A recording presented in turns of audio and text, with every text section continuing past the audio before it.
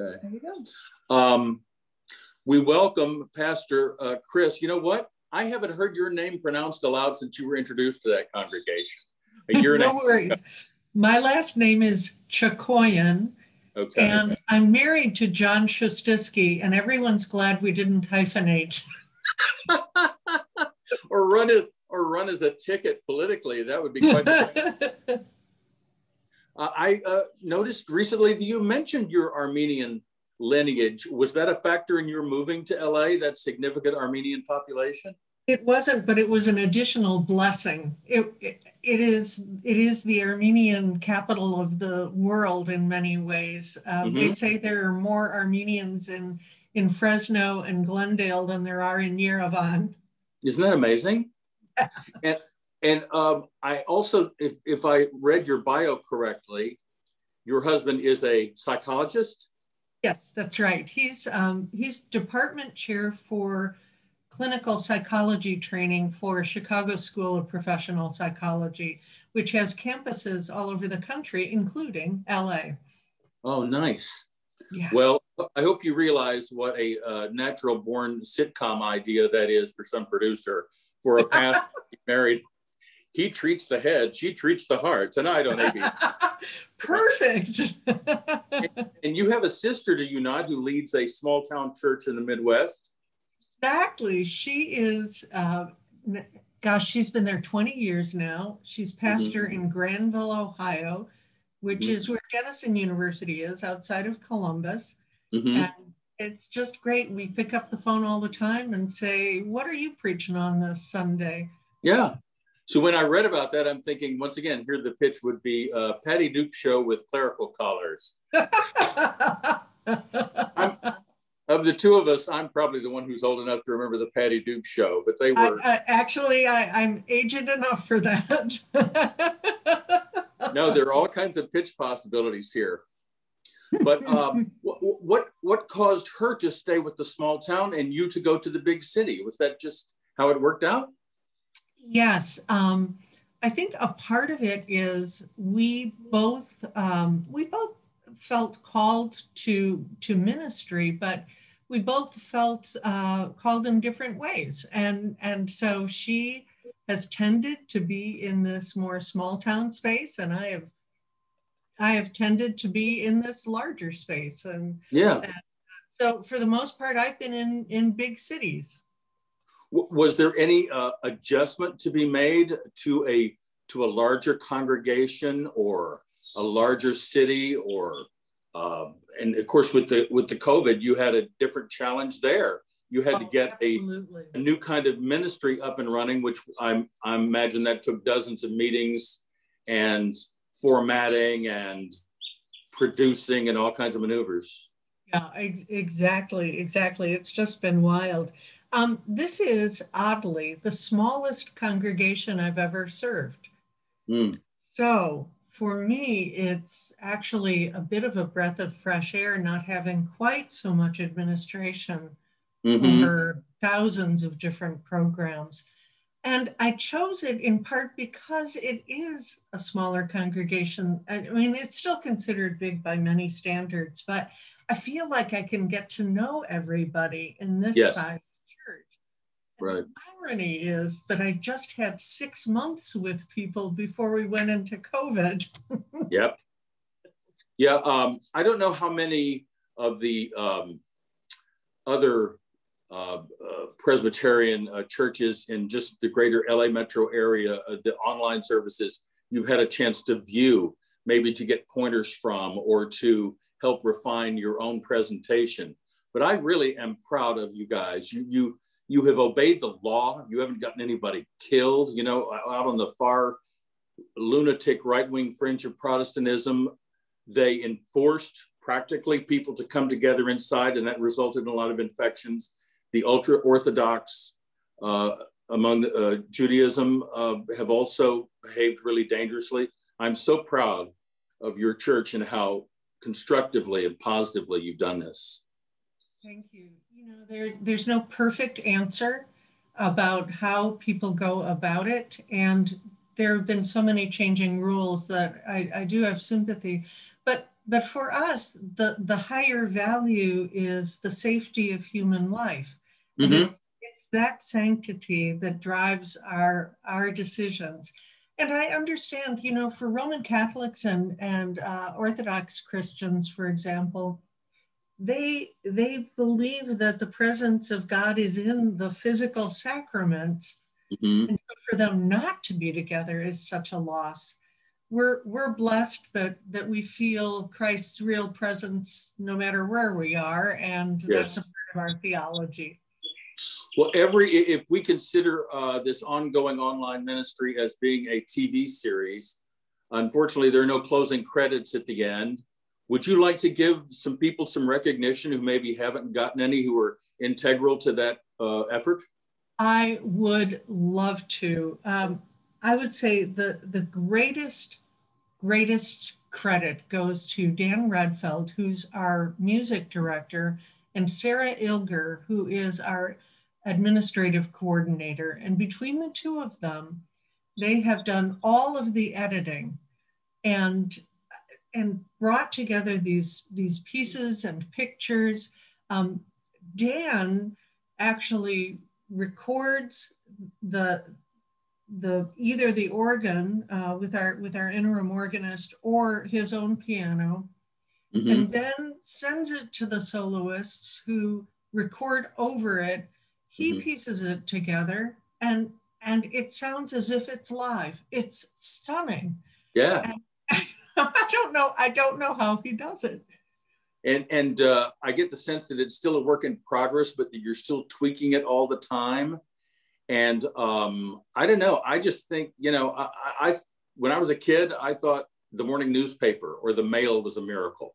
I think this is a miracle too. This is the second age of Edison, and COVID has forced churches to improvise and innovate. Exactly. And I would say improvisation is the word of the day, and how it is we try to go with it and not be so attached to have everything perfect. Yes. Because we can't. Right. There's got to be an element of humility. But still, I noticed the production values are so slick now, the change of camera angles and the fades to black before the next segment. I just think it's really, I think it's really laudable what you've done there. Thank you. My sister and some of my other friends across the country tease me that our Hollywood-esque processes are far beyond what they're doing in their basic live streaming. We've also followed Pastor Matt over to the Palisades and watched some of their presentations. And it's clear to me that everyone has a different approach now. You know, whether it's what I consider high church with the robes and the procedures, the liturgy, if you will, and then others are more casual, or it's just or like out on a patio playing Christian rock or civilian clothes. It's just, I watch Beverly Hills as well. I really make I make the round. It's awesome, and we can participate in worship in all over the place right now because we do it visually, virtually. Right. Well, how do you think that's going to affect actual physical attendance when people realize, boy, I really like taking church to bed with a cup of coffee? I don't have to. My favorite was somebody saying that, he stayed in his pajamas and had a mimosa Sunday morning. I heard that. I think we will have some give and take. Initially, though, when we get back, I suspect we're going to have many people back in the pews because we miss each other. Yes. There's something about being physically together, seeing the little kids and all of that we really do miss. I think just in general, I miss handshakes. And I don't think that's a manliness thing either. I think that's just a community thing, Exactly. And it's the sense of community that we just can't wait to get back to. Yeah. Well, let's chat for a second about the ministry as a profession. In my old business, the goal was oh, I got to get to that top 10 market, or I got to get to that top 3 market, then I'll, then there'll be the reputation and the money, blah, blah, blah. Are ministers upwardly mobile as a group? Do they, is there like a radio and records magazine for ministers that you thumb through and you go, oh, I see there's an opening in Atlanta, does it work at all like that? It's not supposed to, and it does. We're supposed to be more humble than that, and we're human, and so we see ourselves ladder climbing. This is a funny thing to share, but back in 2005, I pastored the largest Presbyterian church headed by a woman, and broke the glass ceiling. Yes. And that kind of aspiration is something that the church is not immune from. So yes, and I don't know if it's a matter of age or what, but and maybe it's true for younger pastors as well. The competitive sport isn't really all that. There are other things that are so much more valuable, like the integrity of a congregation, the passion for ministry, the investment in mission and justice. So those are the things that you just, you can be paid gazillions and have the flashiest place, but if it's not the gospel, then you're kind of selling your soul. There you go. Quick digression. Are you at home or in the office now? I am at home. This is my dining room, and I've made it into my home office. Okay. Did you of the two, do you prefer doing the online work from your home or from church? Both. I just right now, I'm enjoying being at home maybe more than I would have in another time. My husband and I were in a commuter marriage for 2 years, and now we're together 24/7. So I really like working at home. I get to see him. There's another badge of courage in the COVID era, the ability to be with someone basically round the clock. Yes. And the relationship survive. The reason I asked where you were is because I remember when every week came from your home, I'm thinking, what is that lavish array of antique cups and pitchers and containers and stuff? Does she collect those? What are those? Yes, exactly. So we did inherit a whole batch of stuff, and the silver cups, they're not real silver, but are actually Russian teacups that I got from Moscow when I traveled there in 1975. So we have an array of Russian and Armenian things, and then things we've inherited from our parents and grandparents. And sounds like you've done a lot of international travel. Am I wrong? I have. I enjoy it so much. The world is filled with wisdom in different places, and I just savor that. Another facet of your job that I'm very impressed with is the writing of your sermons. Is there a course in that in divinity school? Because you mix everything in so well, the academic and the emotional, the visceral, the scriptural. It's just there's such a nice balance to each meditation. I'm wondering how you came across that, whether that's your style or does that follow a template that you're exposed to at school?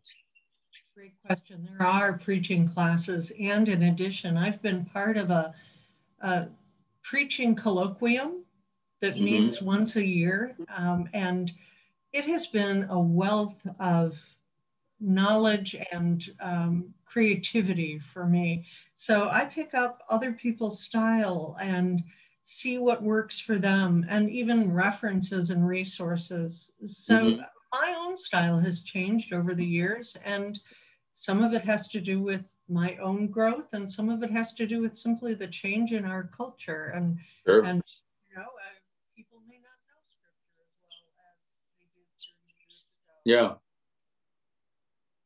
Well, the fact that it comes over our television now, we have an HDMI cable that we hook up to the laptop.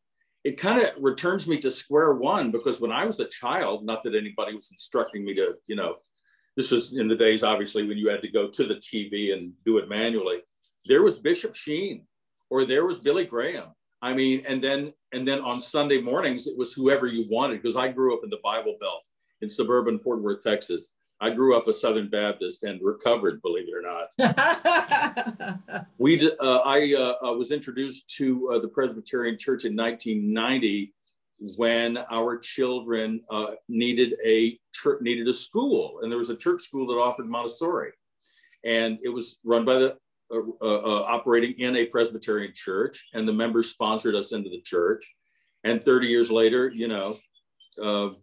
I'm a Presbyterian, but I still have questions about it that I've never had access to anyone to ask. So I'll ask you, if you don't mind. Why are there 2 lessons each Sunday, two sections of scripture? Why 2? So it varies from church to church. Mm-hmm. Some churches do the very, very traditional Old Testament letter or epistle from the New Testament, gospel lesson, and psalm. So Mm-hmm. there are some churches that still do 4 lessons. Okay. I have tended to go with whatever the congregation I'm serving is comfortable with. So this Mm-hmm. one does 2. 2 is fine. Mm-hmm. And what is that for theology? No, it's just so practical. I don't blame you. What is the antique Bible under the glass casing there at the altar? What is that? I should know the answer to that, and I really don't. I know that it was a donation from someone a long time ago, and I understand that it may be one of the early versions from Gutenberg.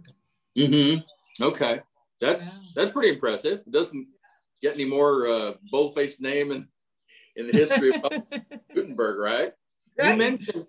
You mentioned the glass ceiling a while ago that you broke, and I wish more people knew about that. Did you, along your journey, ever experience sexism? Oh gosh, yes. Just as any woman in an arena that was new for women. So mm-hmm. just as physicians or lawyers or corporate leaders did, there was at the beginning a sense of that we were somehow suspect, that we didn't really belong in the pulpit, and girls should be in the kitchen and not in the sanctuary, that sort of thing. Mm-hmm. But I will say that I was so fortunate that I came into ministry maybe 5 years after the initial push was there. So I didn't have to fight it in the same way. Yeah, good. Do you, just a second, I have a question here. You mentioned this around the time shortly after the death of Nam Hee Han, that you had been at her bedside when life passed from her. How powerful a moment is that for people who've never experienced it? Because I have not. It is so profound. I have to say that of all of the sacred nature of my work, I mean, I don't take any of it for granted. Preaching God's word, performing weddings and so forth, but truly the most sacred work is being at bedside as someone is dying. There is, it is a liminal space. It's a time when I feel that the veil between this life and the next is paper thin. Mm-hmm. And it really surprised us because, I mean, one day to the viewer, one day she was here, one day she wasn't. And then that really evocative video that you guys ran of her just spending an evening at home doing her studying or whatever, that was really affecting. I really think it brought home the tragedy of that. I suspect when we come back into the sanctuary, of all of the changes and losses, that's going to be the most poignant. Namhi served there over 20 years. She was a continuous presence and just this calm and joyful being. Mm-hmm. So as pastors come and go and Christian ed directors come and go, Namhi would be there in the midst of it, and her loss is still truly unbelievable for many. Yeah, right. Once again, pointing up what a tumultuous year it's been. You're new to town, then here comes COVID, and then within the COVID era, all these departures, either via mortality or professional, upward mobility. I just, I gotta hand it to you. I gotta hand it to you. I don't know that I could have been so poised on the outside as you have been. Thank you. I mean, you can't make this stuff up, right? No. But it is an opportunity for me, just as an ordinary Christian, to remember that I, in the end, am not in charge. Mm-hmm. And the humility of relying on God's leading and on one another, that really the church is about coming together and supporting each other, and thank God for it. What you just said reminded me to ask you, were you a Presbyterian from day one, or did you grow up in a Christian home and then gravitate to that the way I did from the Southern Baptist Convention through this and that? I'm a Presbyterian by birth. It was somewhat accidental for my parents. They moved out to the suburbs of Chicago and started to look at a couple churches, and this is the one that felt at home for them. And then Dad especially became super active, so it was home. Mm-hmm. Good. Here's a question I'll bet you've never been asked. This comes completely out of left field. Every time I see Mel Gibson at the grocery store, it's a reminder to me to ask Pastor Chris if she's ever seen Passion of the Christ and what she thought of it. Yes, and for me, there's anything that draws us in to imagining mm-hmm. is an opening to faith. And so for me, it's less they got this right, they got this wrong, and more a cultural piece has invited people in to mm-hmm. contemplate. Mm-hmm. So that's why I love whenever something spiritually oriented is done. Right. I just, and I don't know how many of my friends feel this way because I rarely bring up a topic that's downbeat, but the violence was so gratuitous. And I don't think any of us know for a fact that it happened that way, but I can see a person who's on the fence leaving the theater and thinking of the cross as a symbol of torment and torture and suffering instead of, what came later, obviously. Right. So. And what came later loses its impact if we don't see the torment as well. Mm-hmm. If we go straight to resurrection and new life and we miss the suffering, then I don't think we've gotten the whole story. Mm-hmm.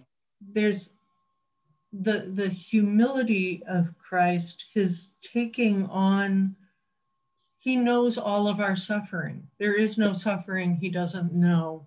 Right. And that isn't the last word. And that's what's so powerful. Yes. Here's another one from my miscellaneous file. What do you think is the biggest miracle? Virgin birth, resurrection, or ascension? Oh, great question. For me, the most important one is resurrection. Okay. That the tomb is not the last word, that new life comes even out of death, that Christ invites us into this new place. And ascension is also crucial in a sense that Christ's presence still continues with us, even without his bodily presence here. So yes, and. Okay. Well, I had thought about this on my own and came up with this, but it's just so secularized because of the advances that have been made in, like in vitro fertilization and the various exotic means of conception. And then the beyond and back stories that could relate in a secular way to the resurrection. But baby, to me, I look around and he's not there. That's big, the ascension. Yes. Yeah. And it's head spinning. So he's dead. He's here. He's not. Right. Yeah. That time frame is stunning. Yeah. I'm going to have to go back. The ascension, by the way, is also linked so clearly to Pentecost. So, and he's here again, only not in body. He's here in spirit. And now we're it. That all of that. Right. Yeah. Love the New Testament. I'm wondering how you feel about the emphasis or not in the Presbyterian Church in the Old Testament. To me, we can't get the new without the old. That had to happen, okay? And I think about the Old Testament, I don't know whether this has occurred to you in relation to COVID, because to me, COVID is kind of Old Testament punitive. It reminds me of the kind of thing that, that the rebellious people might have been hit with as punishment in that series of punishments in the Old Testament, to the point where you're deprived of each other.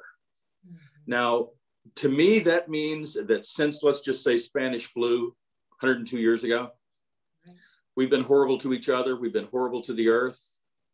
Not one, but two global marches of fascism. I can see an Old Testament God saying, okay, I gave you every chance. And now we're going to put cloth on your faces like you should be ashamed. We're going to set your bodies on fire. We're going to deprive you of each other.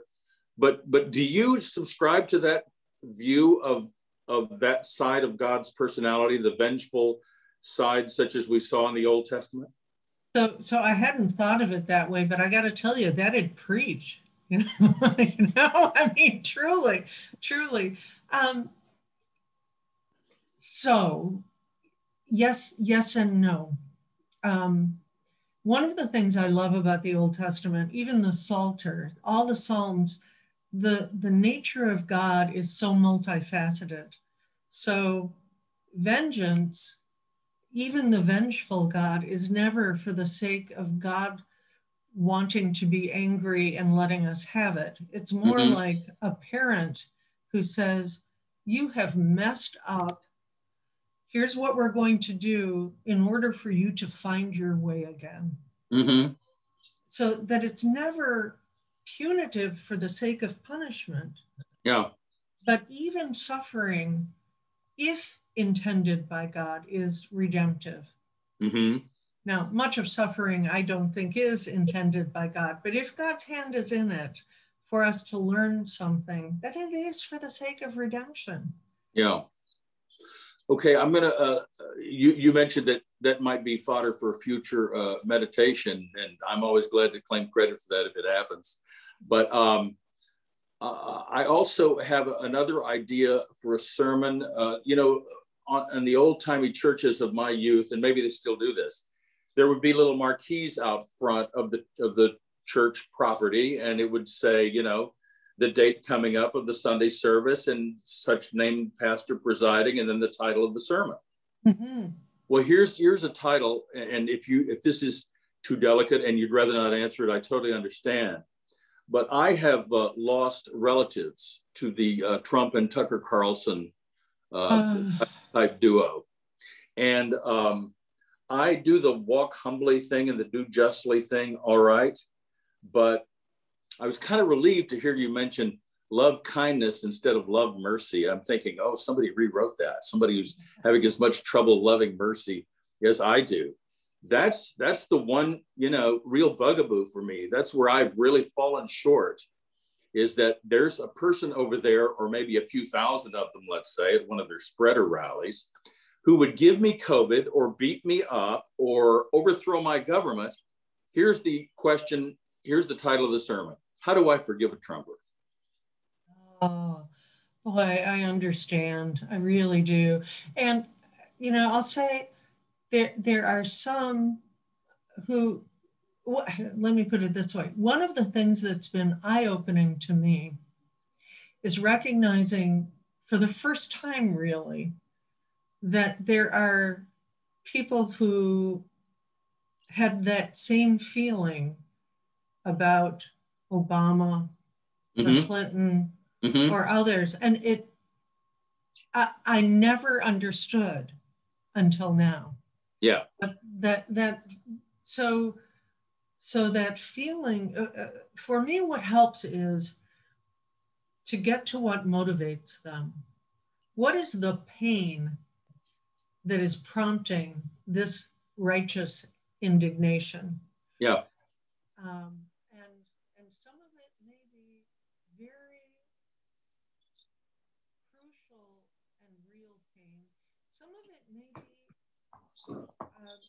an indicator of things that we need to repent of. So, for example, if someone is wealthy and white and privileged and follows this theme because they get to be self-righteous, I have very little patience.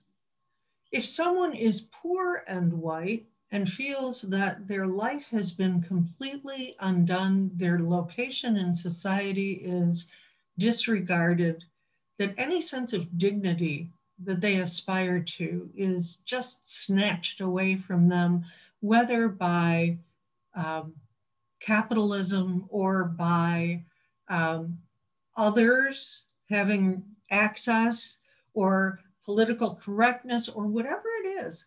If there's someone who feels that their own dignity has been snatched away from them, that their own hope has been snatched away, then a response of compassion, I think, is truly in order. Yeah, I'm glad you mentioned the white part too, because as you might suspect, growing up in Texas among Southern Baptists, I was thrown in among my share of racists in my life. And I heard some amazing things from pulpits in my youth, scripture used to support racism, sexism, homophobia, and it's still going on. You know, I just don't see that we've progressed that much or as much as we should, despite the upraised consciousness on a variety of subjects. You know, and the cities are more segregated than ever before against the rural areas. Sometimes it seems to be a city versus country thing. Absolutely, absolutely. And I believe that some of us who are more, perhaps call it justice oriented, have been so focused on the cities that we really have neglected the rural communities, and they have been invisible to us. And that is a real difficulty we have to face. Yeah. Is your sister running into any rural rumblings of white grievance or anything in her congregation? Not in her congregation. So hers is more because Denison University is there, and because it's more like a suburb of Columbus than it is just a small town. It has a privilege to it. It's not all wealthy by any means, but it tends to be better educated and professionally oriented and those kinds of things. But in surrounding areas, absolutely. Okay. Absolutely. I want to make good on my promise now to only take half an hour of your time and wrap it up by thanking you for being with us and making us a part of a very busy week for you. You had your Ash Wednesday service, and then, you know, your variety of other ministerial duties, I'm sure, hearing, you know, from people on a variety of subjects, and then the Sunday service to come. So you were kind to this has been months in the making, hasn't it? You know, yes, it has. And I'm so honored to do this. I just can't begin to tell you. Well, you know, just grateful that you two are part of our congregation, even from afar. Well, I hope that we can get the news, use this to get the news of WPC out into the world. I mean, when you put something on LinkedIn or YouTube these days, it's there forever, which means it better be positive. And that's right. That's right.